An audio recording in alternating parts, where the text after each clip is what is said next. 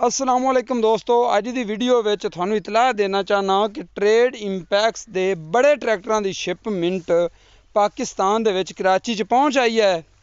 और इस तो बाद अगली जी शिपमेंट है वो इंशाअल्लाह छोटे ट्रैक्टरों की आ रही है, जिंदे विच छोटे किसानों वास्ते छोटे ट्रैक्टर लियाते जा रहे हैं। बड़े किसानों वास्ते बड़े ट्रैक्टर, जिन्होंने इस ट्रैक्टर चलावन का मज़ा आया वो वड्डे ट्रैक्टर खरीद रहे हैं। वड्डे किसान तो वड्डे औज़ारां ते चला रहे हैं। तो यह जनाब इको मास्टर ट्रैक्टर जिहड़ा लोगों ने पाकिस्तान दे विच बहुत ही पसंद किया है। पसंद इस वास्ते किया है कि लोकल मकामी ट्रैक्टरों की कीमत विच आपां नूं 4 cylinder engine plunger pump 4x4 tractor मिल रही है सिर्फ 26 लाख रुपए विच। 26 लाख रुपए सानूं मुकामी ट्रैक्टर 55-60 हाउस पावर मिल रहे हैं। तो ये आपां नूं 55 हाउस पावर 4x4 4 सिलेंडर मिल रही है। इस वास्ते लोगों ने इस ट्रैक्टर को बहुत पसंद किया। ट्रैक्टर सारे सेल हो गया जिहड़े इस तो पहले आए ने।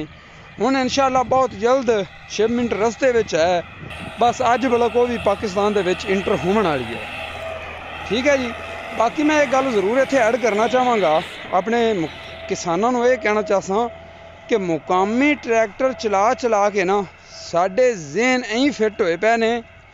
जिमें वो खाडे ते डड्डू वाली मिसाल मैं अगे भी दी है भी वो खाडे नूं ही आदा जहान समझदा है। डड्डू जिहड़ा खाडे दा डड्डू है ना, वो जनाब खाडे नूं ही अपना जहान समझदा है। वो कहंदा सारी दुनिया मेरी ये ही है, बाहर तो खरे दुनिया है ही कोई नहीं, क्योंकि उन्हें उस तो बाहर निकल के ही नहीं वेखा।